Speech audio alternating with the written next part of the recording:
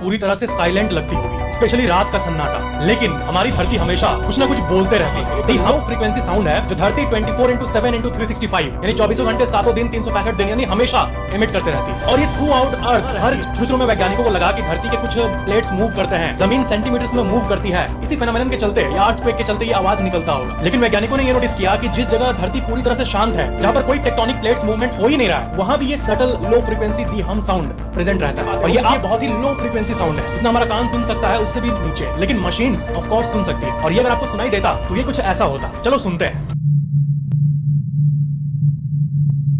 जो आपने सुना ये रियल दी हम का कैप्चर है, और ये कोई आम साउंड नहीं है, बल्कि वो साउंड है जो हमारी धरती 24 घंटे हमेशा निकालते रहती है। और सबसे अमेजिंग बात कि सर्वेस के हिसाब से दुनिया में 4% लोग इस साउंड को सुन सकता है नेचुरली।